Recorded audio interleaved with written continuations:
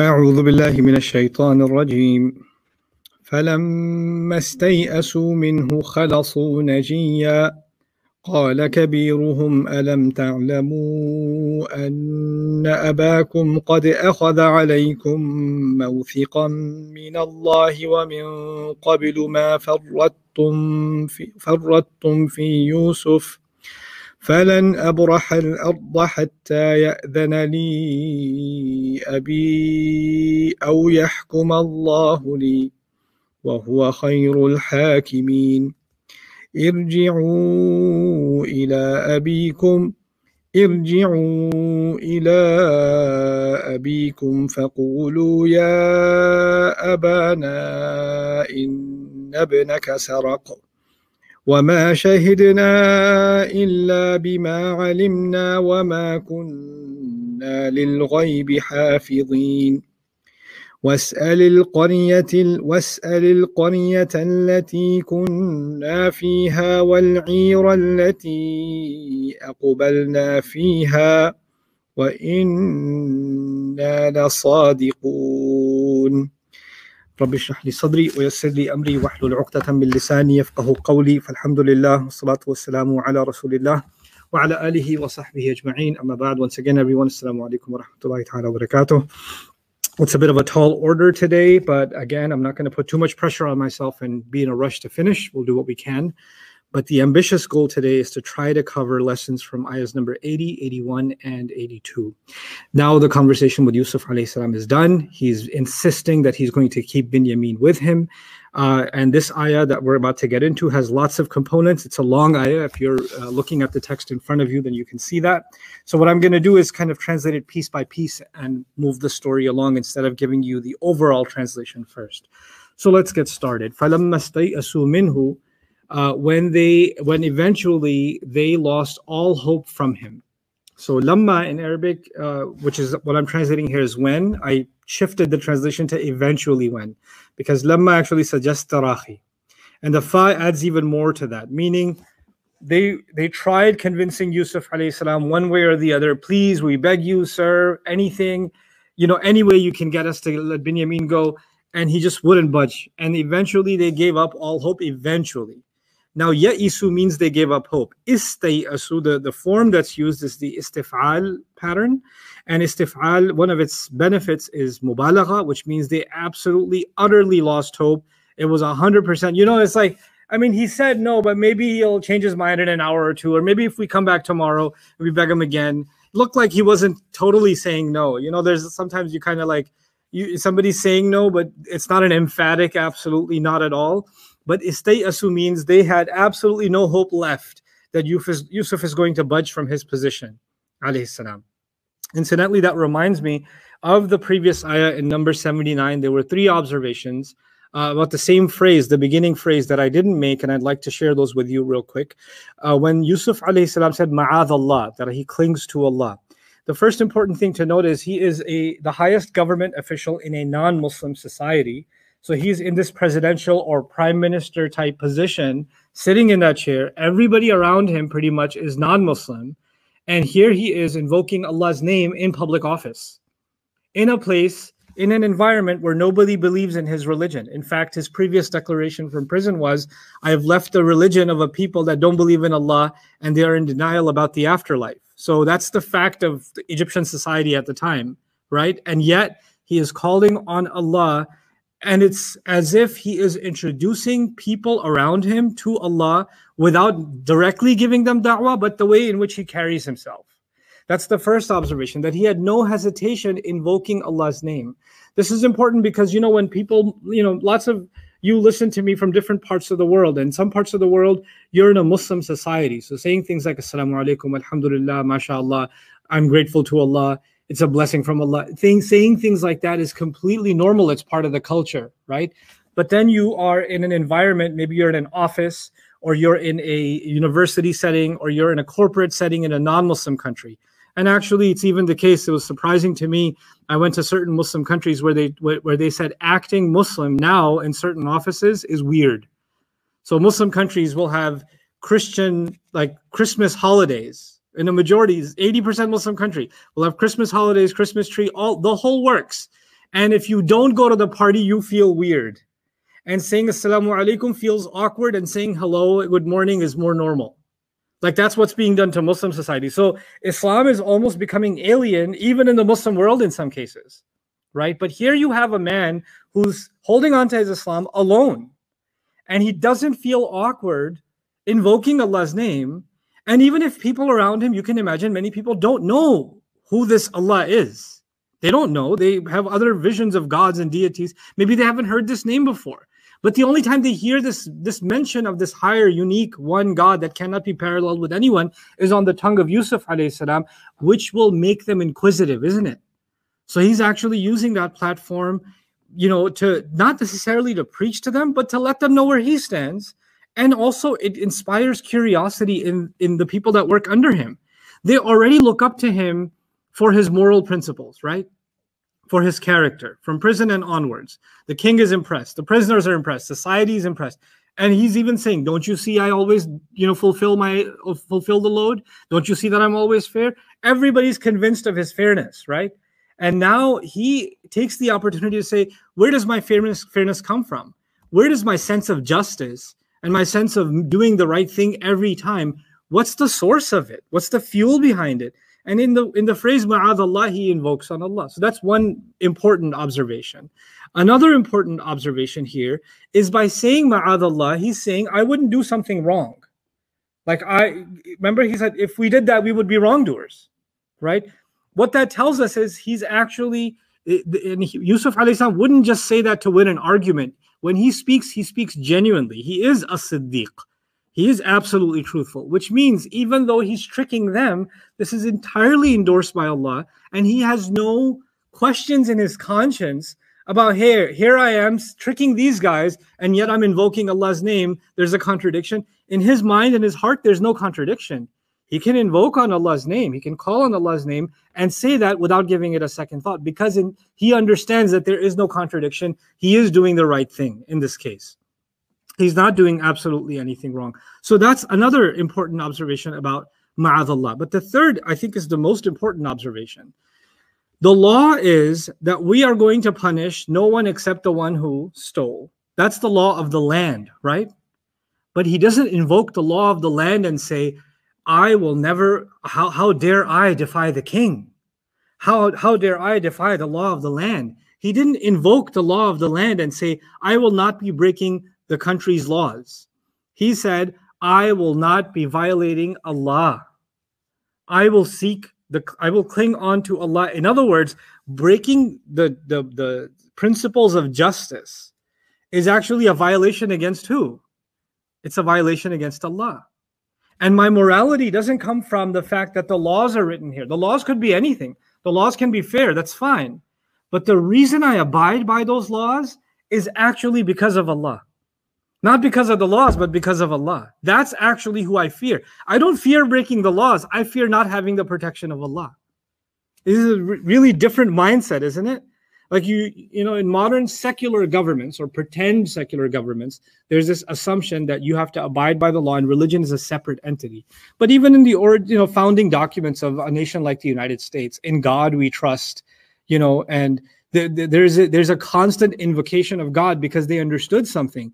Morality and justice, its origins are not going to be rules and regulations that human beings create. At the end of the day, the reason someone will do the right thing is if they have a higher conscience, and that's their faith in Allah. That higher morality, that comes from Allah Azza wa Jal. So he's actually pointing out that source because, he's so different from everybody in Egypt. And he's in this most prominent position. He's already sticking out because he's so prominent. And on top of that, by character, he's so different. Well, what makes him so different must be a very common question. How is he this different? And how are people around him so influenced by him? And he kind of drops it here and there, ma'adallah, right? So it's a really beautiful, not only a conversation with him and his brothers who don't know that's his brother, but actually with the entire nation. And so those are just side observations. Now coming back, these brothers have lost complete hope that they're going to get anywhere with him. Okay? Khalasu najiya. So when they lost complete hope from him after lots of trying, khalasu means they went into solitude. But khalasu has two meanings. Khalasu could mean they went somewhere where they could be alone, right? So they're off the streets, or they're out in an alley somewhere, or they got themselves a room in some shady hotel or something, and got in a corner so they could sit and talk and regroup. Basically, what are we going to do now? And they can't talk openly about it. Now, why cannot they talk openly about it? You remember previously they had kind of become celebrities. They had been known, and even Father was saying, come in from different doors, right? Word had spread about them. Now the wrong kind of word has spread about them. The news about them is one of them is a thief. And we don't know who else is in on it. Maybe they were in on it, they just didn't get caught. And they let one of theirs get arrested. So now instead of having a good reputation in Egypt, they have a horrible reputation in Egypt. And if they're seen standing somewhere having a conversation, everybody wants to hear, and what else are they scheming? What else are they planning to do? So they're kind of, it's the opposite of what happened before. Now you imagine they used to walk around with pride, usba, we are a band, everybody else should get intimidated from us, who's going to mess with us? And now there they are going into hiding to find a safe place where they can talk to each other, how the tables have turned. And then there's the word, so, and the other meaning of khalasa, so khalasu is either they went, one meaning is they went alone somewhere, right? They're by themselves. The other meaning of khalasa is that they comes from takhallus, they freed themselves from every other concern. This was the only thing on their mind. This is all they're going to talk about. They've left every other idea. We came for food. We came to get, fulfill the load for our families. All of those subjects have disappeared. This is the only item on the agenda. And this is what they need to discuss. And then the word that comes after that is najiya, which is secret counsel, right? Surah Al-Mujadala actually has an entire section on just najwa, on secret counsel, on people meeting with each other privately, right? And it could be different kinds of it. إِذَا تَنَاجَيْتُمْ فَلَا تَتَنَاجَوْا بِالْإِثْمِ وَالْعُدْوَانِ وَتَنَاجَوْا بِالْبِرِّ وَالتَّقْوَى. Allah says when you're going to meet secretly, don't meet to do sinful things. And have secret meetings to do good and to increase each other in taqwa, and to be more conscious of Allah. So, and in the same surah, Allah says, إِنَّمَا النَّجْوَى مِنَ الشَّيْطَانِ. That secret meetings are actually from the shaitan. What that tells you is secret meetings in and of themselves have more potential of being harmful than beneficial. And so when you do have, usually you say something is beneficial, something is innocent until proven harmful or proven guilty. Something is harmless until you add something harmful to it, right? But secret meetings in the Quran's definition are reverse engineered. Secret meetings are by default harmful, unless you go out of your way to make sure that they are harmless. It's flipped. And that's something I've talked about in detail in Surah Al-Mujadala and the principles behind, najwa. But anyway, the word najiya here, again, two meanings. Najiya could be a masdar, which means an infinitive noun. What that means for the rest of you in human is they got together alone for the purpose of a secret meeting. A secret meeting. So to have a council among each other that nobody else will hear about. We need to discuss this somewhere we can talk and nobody hears. Fine. Najiya can also be an ism representing them. So naji can also be hum naji. For example, we say in the Quran, we read idhum najwa. When they were making secret counsel, the word najwa actually can represent people too. And najiyan can represent people too. So hum najiyun means they're all sitting together discussing secretly. So for the purpose of it, and as they were sitting there discussing, so the reason they wanted to be alone is to have this exclusive conversation. Now, obviously, when they're having a secret conversation, that means they're saying things that can't be said out loud. Or that if people hear this, like, what are you saying? Right? They're not saying something innocent. They're not saying something so politically correct. And you remember there's different brothers and they all have different ideas. Remember the last time we saw a najwa from them? When we saw khalasu najiya, before the Quran said khalasu najiya, when they were by themselves, they said, Dad loves him more. He's lost and confused. We should kill him. Those are not the kinds of things you want anybody else hearing, right? So they're having this conversation. We don't know all of that conversation.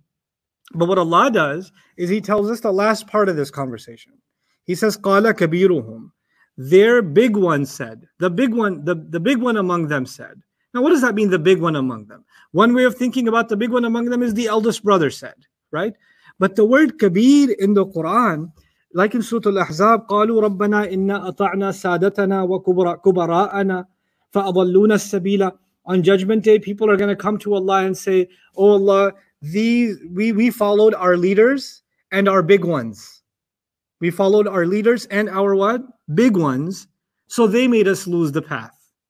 That's what people are going to say on Judgment Day. Now, why am I citing that ayah from Surah Al-Ahzab about Judgment Day? Because it uses big ones, right? Now, what does that mean in the literary sense in the Quran and in ancient Arabic? One of the meanings of Kabir, we saw already, is someone who deserves respect. Isn't that what they call their father? Inna lahu aban shaykhan kabiran? Someone who deserves respect. But Kabir also means someone who commands authority, someone who's listened to, someone who's responsible. In fact, Ibrahim alayhi salam broke all the idols and he left the axe or the baseball bat, whatever it was, in the palm of the biggest idol. And then he said, ask the big one, ask the Kabir, right? Because he's responsible for all of your livelihoods. He's responsible for the skies and the earth, according to you. He's responsible for all the mini action figure gods you guys have. So, and if he's responsible for all of you, he should be definitely responsible for the temple, right? So ask him. That's what he said. So the word Kabir was used for someone who is held responsible. Now, what does that teach us?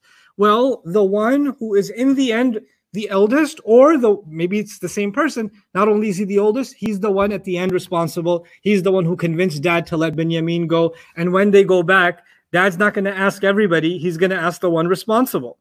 Weren't you the one who took him? Weren't you the one who took responsibility in the end? Everybody else chimed in with you, but you're the leader, de facto leader. So the word Kabir suggests that one has to take chief responsibility. There's a group of them, and they're all throwing their opinions, but now he's saying the final word. Now his final word is interesting because when you pay attention to what somebody's saying, you can actually decipher that they're not speaking in a vacuum. What I mean by that is somebody could say something and you can tell what they're saying is a response to something else. Just give you an example. Let me make it super simple. If you just walked by and you hear somebody on the phone and they say, yes, absolutely. You know that they didn't call someone and the first thing they said was, yes, absolutely. They heard something and they're responding to it by saying what? Yes, absolutely. So those words are not the initial conversation.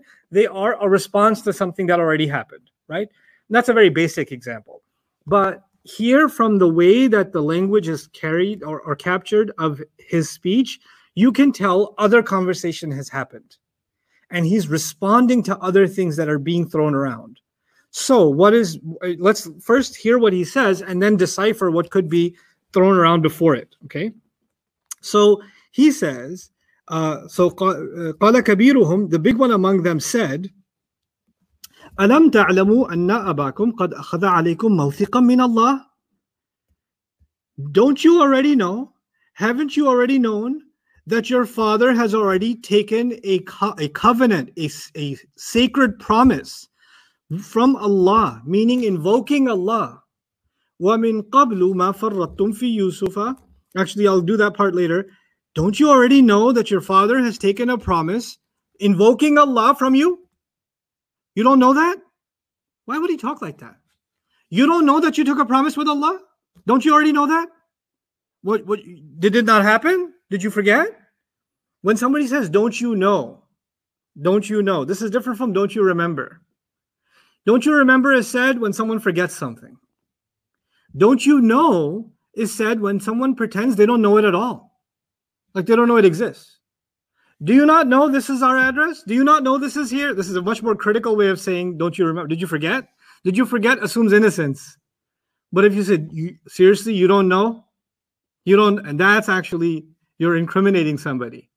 You know what that means? Maybe because what do we know so far? When Binyamin's accusation came out, what did they say? Well, what a surprise. I mean, if he stole, not entirely shocked. He had a brother with the same problem. Remember that? And it's not like they're coming out and trying to rescue him for himself, but they're only pleading on behalf of who? The father. They don't really care for him. So some of them in this private meeting are like, well, I mean, we tried, but you know, I'm not that broken up about it. If you're asking me if I'm going to cry about it, I'm not, because good riddance. Seriously, this was like Yusuf 2.0. So, I mean, it's not that bad. Oh, well. Like, I mean, we're not lying this time. So it's okay. I mean, what are you going to do? And some of them are like, you know, okay, we tried. It's okay. No big deal. And they're about to kind of brush it off. And they're letting this slide off like it doesn't affect them in any way. But one of them, the responsible one, something is happening. And this is actually the crux of these ayat. Something is happening to him. He has disobeyed his father, and he has hurt his father's feelings for so long. And he has seen the pain and suffering of his father for so long. And he's over, sometimes you do the wrong thing and you try not to think about it. And so long as you put it in a shelf in the back of your mind somewhere and you close that shelf, you can compartmentalize it, you can carry on. You don't have to think about it. You don't have to deal with it. You just have to ignore it and deliberately ignore it and shelf it to the side, and you can actually function in everything else and be completely fine. It won't bother your conscience because you don't have to face it. And sometimes for people like that, if they are confronted with it, they get very uncomfortable. If they're confronted with what is bothering their conscience, they say, I don't want to have this conversation. Can we stop? You know what? I'm walking away. Because it's something that they know they're doing wrong, but they don't want to face it, right? It seems the oldest brother knows he's done a lot of wrong, but he tells himself, I'm doing this to pay, provide for the family. This is what we have to do. Okay, whatever happened. We have to look ahead. I have too much responsibility to think about what happened in the past. I can't deal with that right now. I have too many other responsibilities. He is their Kabir, right? But now when Binyamin is gone, something in him, that shelf, the lock that it had, broke. And now the pain that he's causing his father is confronting him. Even though dad's not in front of him, the pain that he's about to cause his father and the hurt that he's caused him is hitting him. And maybe he was the one who told Yusuf, we have an old father who's very respectable. And even if you're saying that to convince Yusuf, sometimes when you're talking to somebody else, you don't realize you end up talking to yourself too. Right? So your mouth is saying it, but now for the first time, your heart is hearing it. Because sometimes we say things and they're not coming from our heart, right? But sometimes somebody else says something and it hits our heart. But you know what's crazy sometimes? You're saying something and it hits your own heart. It comes out of your mouth and hits your own heart. Maybe that's happened to him. And it's shaken him. And for the first time, when they're throwing about, oh, well, it is what it is. I mean, one less burden for us. Which one of you liked him? Nobody liked him anyway, so it's okay. Dad'll get over it. Dad's, he's crying about Yusuf all the time anyway. It's not like he's happy. So it's not like anything's changed. So they're justifying, and now he couldn't take it. We're not going to do this to our father. I can't do it anymore. You guys, whatever you do. So he turns to them in a critical way, and he says, didn't you already know that he took a covenant, our father took a covenant from you? He and invoked Allah min Allah. You don't know that? How can you talk like that? How can you think like that? Now, in his words, what I noticed is there's a couple of things here that are worthy of notice from a psychological point of view. And from what it's a big word, but I'll make it easy for you guys to understand. It's called intertextuality. Now, intertextuality means that when you're reading a text, in this case, Surah Yusuf is one text, yeah? You're reading something later on in the text that is connected to something previously in the text. So there's a connection in the text, not just from the ayah before or the ayah right after or the phrase right after, but something way back. There's connections, right? And sometimes I show you those intertextual kinds of connections. There's lots of intertextuality in his words. Now, why is that important to note? It seems, even though he's been on the wrong side of this for a while, the words of his father have started to, it's like water dripping on a rock. And the rock is hard and the water is soft and it can't do anything. But when water drips enough, it can even make a hole over time in a rock. And it can make the surface of a rock bald. It can do that, right? So it seems the water has gone through. So why am I saying that? Listen to this. Haven't you known that your father already took a covenant from you from Allah? Mawthiqan min Allah. Mawthiqan min Allah. What did his father say, Yaqub alayhi salam, in ayah number 66, before they left on this trip? Lan ursilahu ma'akum, I will not send him with you, hatta tu'tuna mawthiqan min Allah, until you give me a covenant beseeching or invoking Allah, from Allah, Same exact phrasing echoed by the father is now being echoed by the son. He's saying the words that he heard the father say. They're still ringing in his head, and now he's making his brother's ears ring with those words. Mawthiqan min Allah.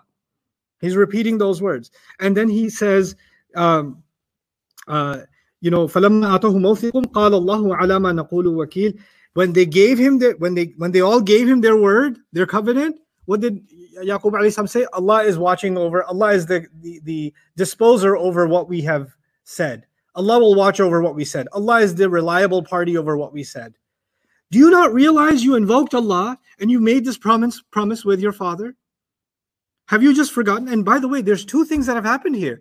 He brought up his concern for dad, and he brought up his concern that we've made a sacred promise that sources back to Allah. So there's an emotional reconnection with father that we're noticing now in this older brother, but we're also noticing there's a spiritual awakening. He's connecting back to Allah. He didn't just say, Dad made us promise. He repeated that promise was guaranteed, and he made us take this promise seriously because he invoked Allah in that promise. Mawthiqan min Allah. But he doesn't stop there. He says, وَفَرَّطْتُمْ وَمِنْ قَبْلُ مَا فَرَّطْتُمْ فِي يُوسُف. Now this is where there's lots to talk about, but because I'm on the subject of echoes, I'll deal with that first. So one of its translations, don't you know what you did? Don't you know your transgressions? What lines you crossed, and how you went? What you fell short of in what you did with Yusuf? He's reminding them of not Binyamin, but of Yusuf, so long ago, min qabl. So now these people, do they ever talk about Yusuf? No. The only time they talked about Yusuf is what? When they called him a thief. That's the only time we saw them reference Yusuf alayhi salam. And now he's saying, remember the violation you did against Yusuf? The line you crossed against Yusuf? The crime you committed when it came to Yusuf? So long ago, min qabl. He's reminding them of the crime they committed with Yusuf. Guess what that means? That means he put that in a shelf for a long time. He put it away. But he couldn't keep it in there. It came back and hit him. When he imagined the father's pain, he relived the father's pain the first time. He relived the father's words, Wallahu al-musta'an ala ma tasifun. Only Allah's help can be sought against what you're describing, meaning you are on one side and Allah is on the other. I don't want to be on the opposite side with a statement made about Allah. I can't do that anymore, and I can't do that to my dad anymore. Remember what we've done. Do you know what you even did to Yusuf? And if you go back to the wording of the ayah, do you not know? Have you not known? Do they know what they did to Yusuf? Yeah, but there's two kinds of knowing, isn't it? There's knowing, and then there's realizing. You know when you say to somebody when they messed up, do you even know what you've done? You ever heard that? Do you even know what you've done? And you know what that means? Do you realize how serious it is what you did? What a grave sin it is that you committed? How evil it was that you did? Were you not in your senses? Was a part of you just unaware? Did you put a part of your, like Abu Bakr Siddiq radiallahu anhu, when he talked to people who left Islam for a poet, and they got impressed with his fake Quran, and he heard some of their Quran, it was so absurd. He said, كَيْفَ يَذْهَبُ بِعُقُولِكُمْ. How did he get rid of your intellects? How did he remove your brains? Did you not know? How did you not know? And now he's saying that to them as if I'm actually coming to terms with the fact that I committed a great evil with you guys, but are you guys still blind? Do you guys still not know? Alam ta'lamu? We go back to Alam ta'lamu. Now what did he say? What you did wrong with Yusuf. And this is again an echo from the father's words before the father left them. Because before they left for Egypt, the father said, قَالَ هَلْ آمَنُكُمْ عَلَيْهِ إِلَّا كَمَا أَمِنْتُكُمْ عَلَىٰ أَخِيهِ مِنْ قَبْلِ. Should I trust him with you? Should I entrust you with Binyamin the way I entrusted you with his brother so long ago? So long ago, min qablu. And what did he say? وَمِن قَبْلُ مَا فَرَّطْتُمْ فِي يُوسُف. And by the way, the father, Yaqub alayhi salam, didn't say you did to Yusuf. He said his brother. He said what? His brother. But nowadays even there's a campaign. Say his name. Say her name. Say the victim's name. Face what you did. And he's facing what he says Yusuf's name. He doesn't say his brother. Now notice previously in the text we saw what? When they were talking about Binyamin being a thief, they said he used to have a brother that was a thief too. That stole also. They didn't say Yusuf's name, did they? Man, that would have been interesting, right? If they said his name, that would have been a different situation. But here, he's not just saying his brother. He's not saying his brother. He's saying his name. He's acknowledging something that he did wrong. He's having a very profound moment of coming back. This is what you call a flicker, right? You're in the dark for so long. Allah describes sometimes people can spiral into darkness for so long and keep going deep and deep. He describes it, he compares it to like somebody drowning in the ocean. And as you drown in the ocean, light refracts, right? So there's lesser and lesser and lesser light as you get deeper and deeper in the ocean, right? And then he says there are clouds, and on top of that cloud, there's a massive wave. And above that wave, there are dark clouds. So sun isn't getting through anyway. And whatever sun would get through, there's a dark cloud. And under that dark cloud, there are waves upon, and there's a massive wave, and there's a wave above that, and there's a person way deep inside. Fi bahrin luji. And what does Allah say when someone's in the bottom of that depth? You know, there's absolutely zero light down there. Zero light. What that means is if you moved your hand like that, you wouldn't see it, right? Allah didn't say that. He said, إِذَا أَخْرَجَ يَدَهُ لَمْ يَكَدْ يَرَاهَا. He said, when he takes his hand out, it's almost as if he can't see it. You see, in Surah An-Nur, we expected the words, when he takes his hand out, he can't see it. He's blind. Allah says, when he takes his hand out, he almost can't see it. You know what Allah is telling us? You could be in the depths of sin. You could be so far gone for so many years. You could have done something and never thought about it, never repented, never shed a tear, never had any remorse for years and years and years. But there's some part of your conscience, some light that Allah put inside you that will not give up, because that light is the one that's going to testify against you on Judgment Day. That bulb has got very weak battery, but it's still got battery. And when you see your actions, there's a flicker that tells you this is wrong. There's still, and what that tells you is it doesn't matter how deep a person goes into sin, there's still hope for them. They can still find the way. They're not blind yet. They're still not blind. They can still see some of their hand, which means they can see their actions. That hand is a pretty interesting analogy there, right? Lam yakad yaraha. What I'm trying to say is he's seeing his hand. And now he's telling, you don't see it? You don't see what you did to Yusuf? And that's again an echo from the father's words. And then he adds falan abrah al-arda. I'll come back to that. But falan abrah al-arda, because I want to finish this echo discussion. Then I will not depart from the land. I'm translating briefly without going into detail right now. I will not give up this land. I'm not leaving here. I'm going to stick here. I'm standing my ground. Hatta ya'zana li abi, until my father gives me permission. I will not leave this land until my father gives me permission. This is also an echo. Why? Because the father made them promise, Illa an yuhata bikum, you will bring him back to me unless you get surrounded. Remember that? And I don't know if dad will consider this as an excuse enough. And so if I can't justify this and dad doesn't say it's okay for you to come home, I'm not even coming home because I consider myself breaking the violation. I'm scared that I'm violating that covenant I made with my father. The thing is, this time, it would be okay for him to go back, wouldn't it? It would be okay for him to go back because he didn't break the rule. The rule was if you get surrounded, you can't do anything. Were they surrounded by the authorities? Yeah. So he didn't break the rule that the father set. But now when the conscience has woken up, you're even thinking twice if you're doing the right thing. You want to be on the side of caution, even if you're technically okay. I just want to make double sure, triple sure that I'm okay. There's a big difference between someone who just wants something to be halal and someone else who wants to double check, triple check, quadruple check, and just wanted to make sure that it's completely halal before I engage in something. Right? There's a difference, isn't there? There are some people that just want to look at something and just say, how can I make this halal? That's one attitude. And the other is, some people are telling me it's halal, but I just want to make sure. I just really want to make sure.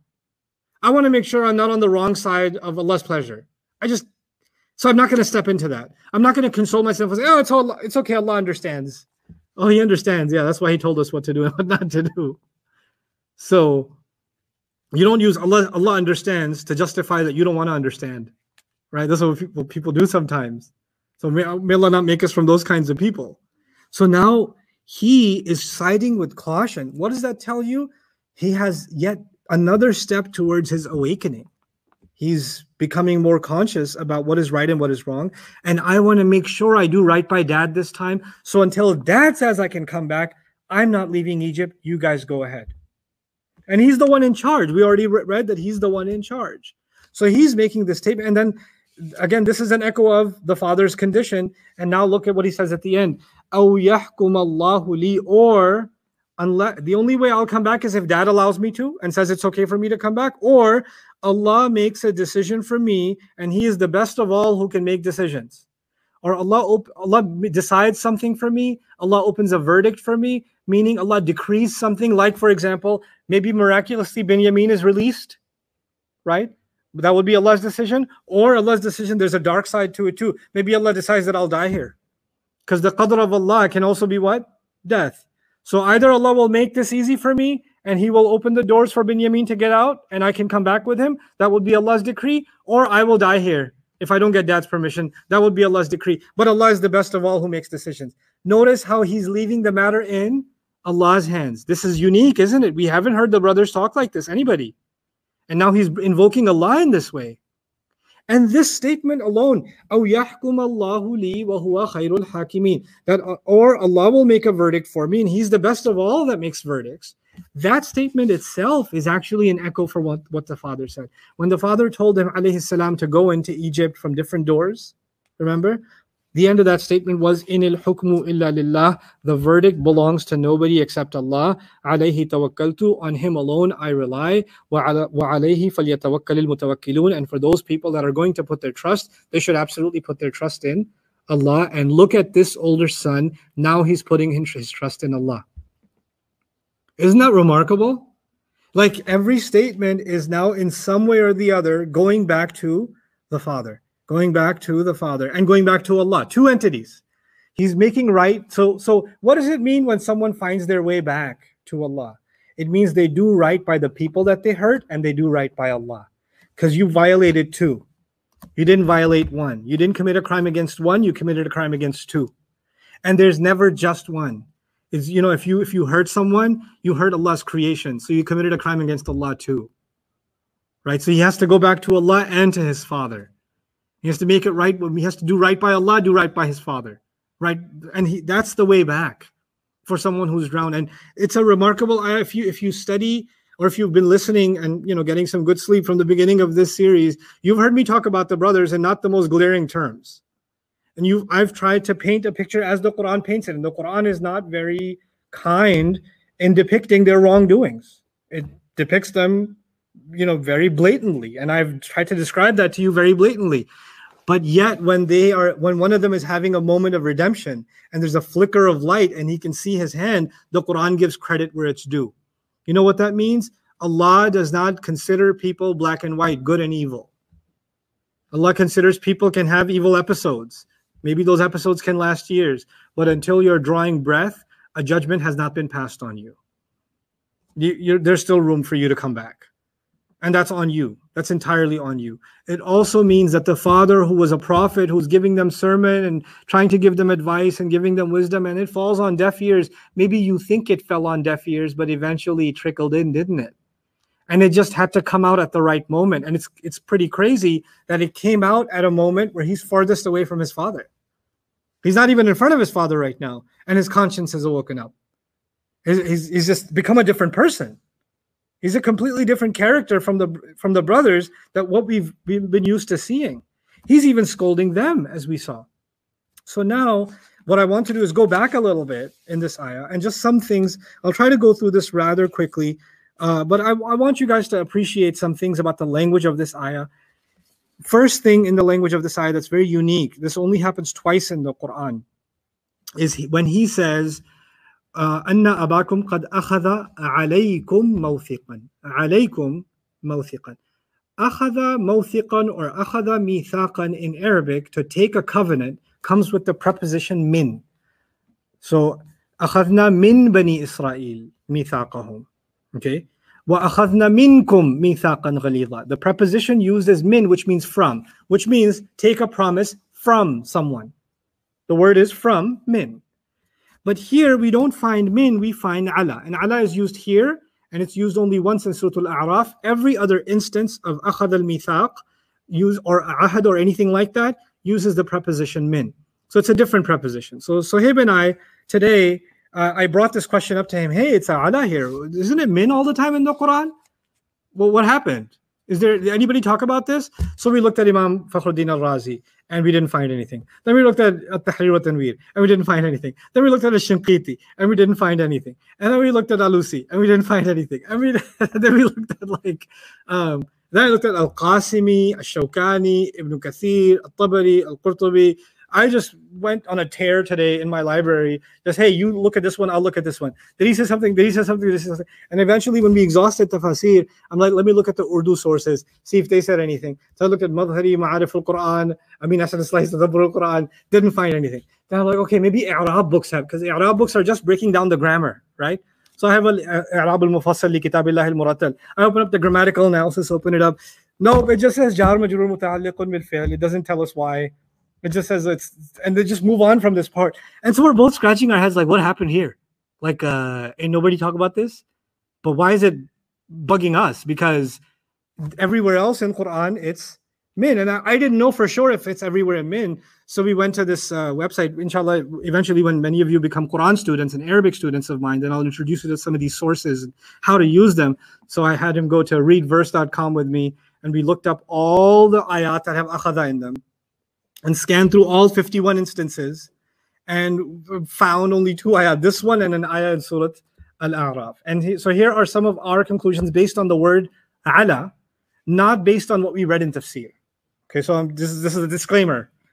So instead of saying, the brother saying, your father took a promise from you, I'll only put this in literal English, your father took a covenant, sacred covenant, over you.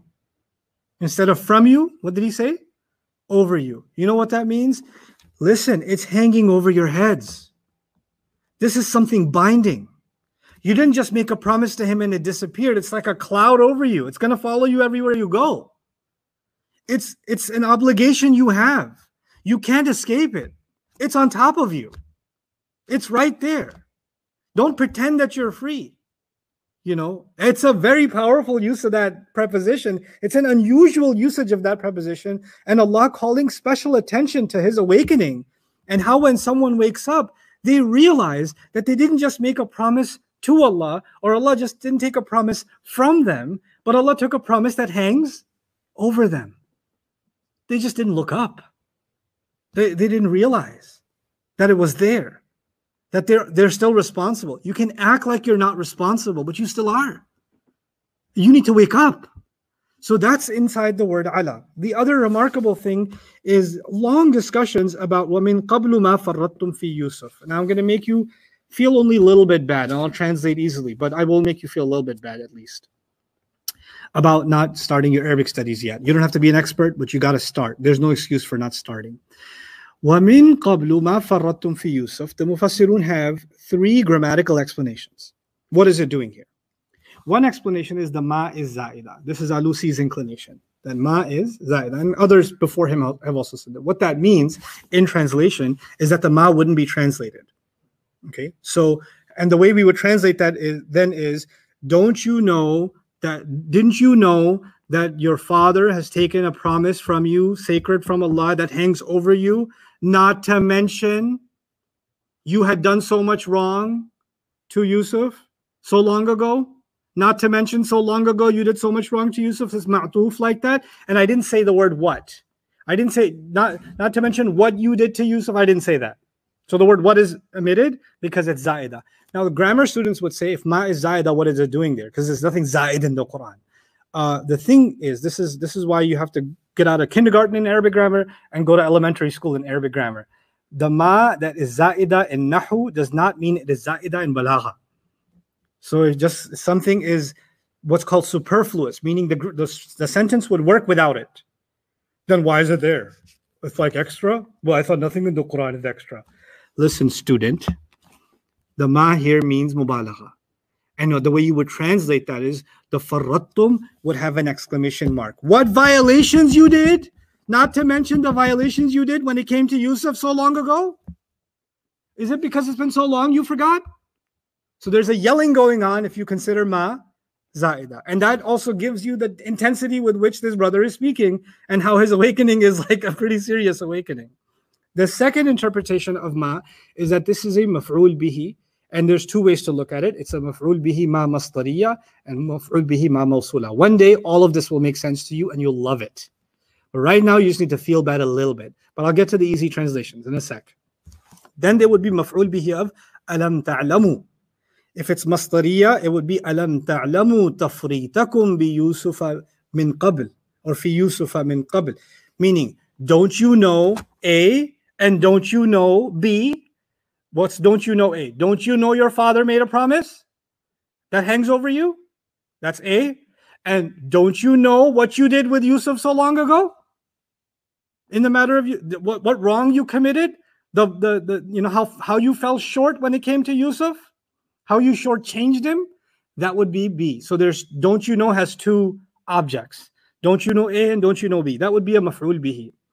And the masdariya and the mawsula are very similar. One translation would be your violations or your wrongings. That would be the masdariya translation. And what you did wrong would be the mawsula translation. So they're similar in English anyway. Then finally, this could be that the ma here, ma farrattum, is actually fi mahalli raf'. It's not fi mahal nasb maf'ul bihi. It's fi mahal raf' mubtada. And the min qabl is muta'alliq bil khabar muqaddam, and fi Yusuf is muta'alliq bil khabar mu'akhar. What that means is, here's how I would translate that. Don't you know that your father has taken a promise from you, sacred from Allah, that hangs over you? That's one part. And then he adds a new sentence. This would be a completely new sentence. And what you did with Yusuf was so long ago. And so long ago is what you had done with Yusuf. Do you not remember? Like it's a separate sentence. And he adds that in at the end. وَمِن قَبْلُ مَا فَرَّطْتُمْ فِي يُوسُف. So those are the three ways, and each of them kind of highlights a different dimension, right? So if you look at the first one that I said, by the time he got to Yusuf, he combined these two as if it's one crime. If you look at ma zaida.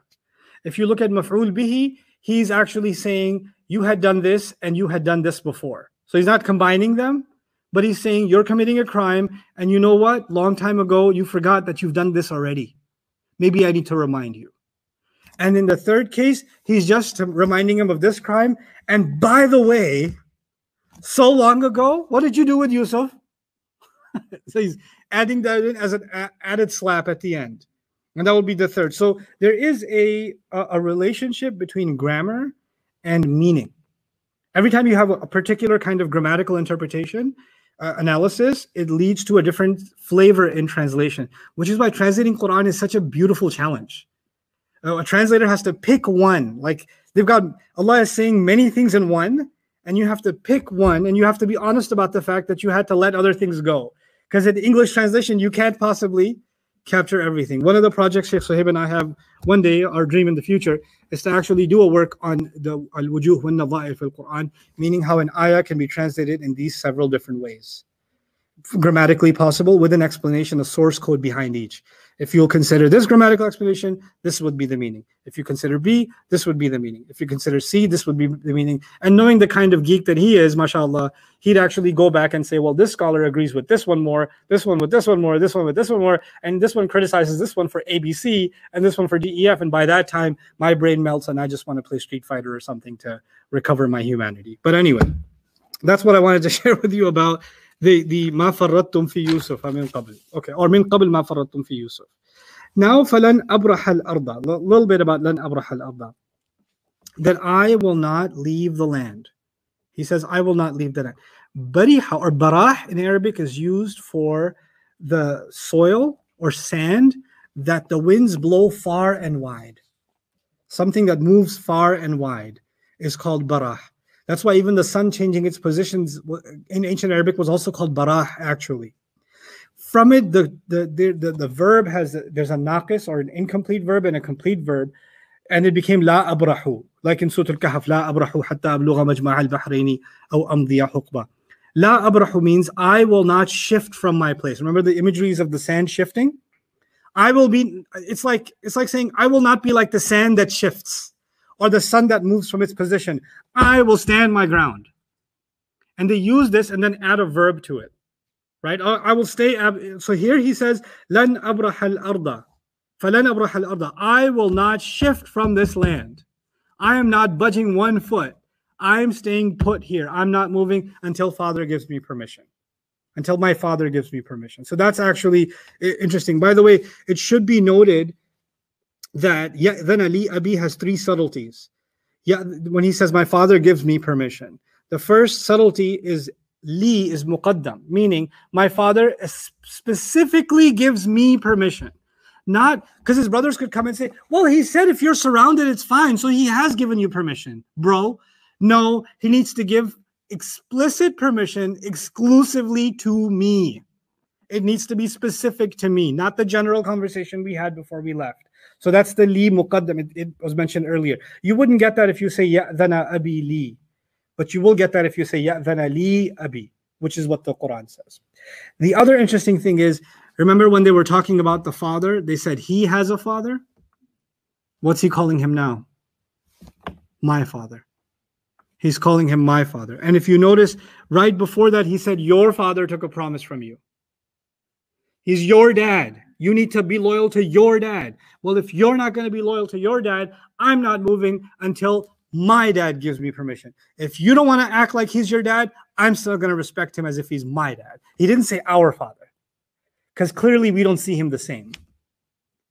So you have your version of dad in your mind, I have mine. And the way I see my Father, I will seek his permission. فَلَنْ أَبْرَحَ الْأَرْضَ حَتَّى يَأْذَنَ لِي أَبِي. It's really beautiful that he says that. Ya'dhana has 2 dimensions, to give permission and also to give an ear, from udhun, right? So maybe even implied that until I know for a fact that dad has said this and my ear here verified, because he knows his brothers are liars too. You know? So there's that dimension in that too. Now, fine, he says, he's already, now you've got 2 brothers who've made up their mind. Yusuf has made up his mind, I'm not giving up Binyamin. The oldest one has made up his mind, I'm not leaving this group. I'm not leaving this land until whatever happens. I've explained that to you. Now, it's almost as if they say, well, what do you want us to do? You're not going to leave. What are we going to do? So now he gives them instructions in 81. Irji'u ila abikum. Go back to your father. It's just, he just said my father, and now he's going back to what? Your father. Go back to your father has 2 dimensions. Physically go back to your father and make things right. Go back to your dad. When you say go back to someone, also means make things right with them. So go back to him and be honest with him this time. You know, there's the beginning of the story. We saw that they went back to dad and lied, remember? So go back to dad and be honest this time. So go back to dad and say this. Irji'u ila abikum faqulu, then say, Ya abana inna ibnaka saraqi. Our father, there's no doubt about it, your son has stolen. Your son has stolen. It's interesting, they don't say, go back and say, our brother has stolen. Or Binyamin has stolen. It's your son has stolen. Meaning this is not our fault. He did this. The thing came out of his bag. This is why there's no doubt about it, he's stolen. Okay, so when they say this, now, even though there's flickers of light and he's having redemption, we're not going to paint him entirely as black or entirely as white. There's a gray. So here he's still throwing his brother under the bus. Yes or no? Go back and tell him your son, your beloved son that you love so much and trust so much and never wanted to let go. Well, he got out and the first thing he did is he stole. Inna ibnaka saraq, without a doubt. So present this as a fact. Now, وَمَا شَهِدْنَا إِلَّا بِمَا عَلِمْنَا, and we can't testify. We're not testifying to anything except what we know. Okay? Or we're not bearing witness to anything except that what we know. Now, what does that mean? All we know is the cup was found in his bag. All we know is everybody saw it. All we're testifying to you is what we saw, what we came to know. We don't know anymore. How did the cup end up there? When was it put there? When did he steal it? Did he steal? We don't know any of that. By the way, even in those words, we're only testifying. We're not testifying to anything except what we've come to know. Isn't there some doubt in those words? So first they came out and said, what? No doubt your son has stolen. But now they're saying, but that's all we saw. We can only tell you what we know from what we saw. That's all we could say. So they're as sure as they are, they're also not sure. They can't, because the father didn't buy it. Because the oldest son is saying, when you go tell father, there's no doubt about it, your son has stolen, I can tell you he's not going to believe you. And when he doesn't believe you, you need to say, we can only testify to what we came to know. Here's the facts. Here's what we know. مَا عَلِمْنَا. Now, وَمَا كُنَّا لِلْغَيْبِ حَافِظِينَ. And we are not guardians over the unseen. By the way, there's a subtle pun that may or may not be intended by the text. Allahu a'lam. But you know how they said, well, if he stole, we kind of knew it. So we're only testifying to something we kind of already knew he was going to do anyway. He's from the thief side of the family. So there's a little bit of a dig maybe involved in, ma shahidna illa ma alimna. But then they say, وَمَا كُنَّا لِلْغَيْبِ حَافِظِينَ. We couldn't possibly be guarding something that is in the unseen. Well, what does that mean? We can't possibly guard what is in the unseen or be guardians of the unseen. Well, one thing it means is we didn't know he was going to steal. So how are we supposed to guard against that? We guarded him against thieves and robbers and whatever else, but we didn't know he was going to be a thief himself. How could we have known? That was completely unknown to us. It was ghaib to us. The judge says in Old Arabic, ghaib can also mean nighttime. We can't guard what happens at nighttime. Maybe he stole at nighttime when we were all asleep. How are we supposed to watch over that? So that's another interpretation of وَمَا كُنَّا لِلْغَيْبِ حَافِظِينَ. Then, our brother wasn't always under our watch. Yusuf had taken him with him, and we didn't have access to him because he was with Yusuf. I remember when they were in private and they had this conversation. And they're in the ghaib from that. They're in the unseen from that because they don't have access to those quarters and those, special authorized rooms. So what happened there? How can we safeguard something we had no access to? There's no way we could have done that. And it's interesting that they say the word hafidhin because they come back and they're actually responding to what they said earlier. This is important now. When they were taking Binyamin, they said, "Wa inna lahu lahafidhun." We will be guardians over him. We will be what? Guardians over him. And then when the dad insisted no, they said, "Nahfadhu akhana." We will guard our brother. And now they're using the same word guard. When you go back to that and say, we can't guard what we can't see. How do you expect us to guard that? That's not our fault. So we're not to blame here. Was'alil qarya. Dad, ask the town. Because I would venture to say that ayah number 82 could be the brothers talking to father. But it could also be, you remember in ayah number 81, the ayah says, tell father this. Tell father, quote. And the quote is continuing. So the quote could be continuing until the end of 82, or it's just 81, and in 82, they're now talking to dad. There's a switch of scene happening. I'll explain that to you guys tomorrow, inshallah. But anyway, was'al al-qarya, ask the town, which means was'al ahl al-qarya, ask the people of the town. When you say ask the city, what does that mean in any language? Ask the city means what? Ask the people of the city. What others say, they were being dramatic in their language. Ask the walls, ask the streets. They will testify that we're telling the truth.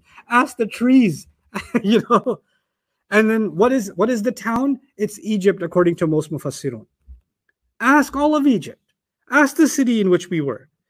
Okay, fine. Ask anybody in the city. Okay, you don't have access to the city. How are you going to go back all the way to Egypt and ask? You know what? And even ask anybody in the caravan among whom we came back and among whom we turned around when the cops said, hey, you're thieves, and we all turned around. It wasn't just us. It was like a couple of hundred people. You can pick any one of them and ask what happened. Because remember, they were part of a larger caravan. Al-'ira allati aqbalna fiha. Aqbalna fiha could be a duality. One, the caravan that turned back when the cops called us out. They were all witness. You can pick any of them. And aqbalna fiha could be, you can ask the caravan that just came back with us. Because aqbalna can have both of those meanings. Because it was aqbalu, right? In that ayah, they turned back and faced them. So the caravan that has come back, was actually witness to that event too. You can go ask any of them. Why are they adding that? Because we know that our testimony is probably not enough for you. And the brother's smart enough to know when you go back to dad, you need to let him know that we realize that we don't exactly earn your trust. So we're letting you know this is what happened. But if you don't believe us, you can ask the town. You can ask anybody in the city. This is no news now. And you can ask anybody who came in that caravan. This is them. This is, the older brother letting them know, listen, you have no credibility with dad. Tell him what happened, but also tell him the credibility to your statements will not come from you. It's okay. You can find whatever witnesses because we are telling the truth. And look at the final words, and we'll end with that. وَإِنَّا لَصَادِقُونَ. And there's no doubt about it. We're telling the truth. We're absolutely telling the truth. Why is this important, guys? Because so many years ago, they came back with a shirt with blood on it. And they said, you're not going to believe us. وَلَوْ كُنَّا صَادِقِينَ. Even if we'd been telling the truth, you wouldn't believe us. And now they say, and we're definitely telling the truth, as if they're saying, but this time we're telling the truth. Which is kind of incriminating about the last time, isn't it? You know what, Dad? We're actually telling the truth this time. وَإِنَّا لَصَادِقُونَ. Go tell Dad all of this. This is now what the brother has told them. They're going to come all the way back to Egypt or to Canaan, and then they're going to have this conversation with Yaqub alayhi salam, and inshallah we'll pick up from where this carries on. Actually, tomorrow I'm not going to talk to you guys about the next ayah.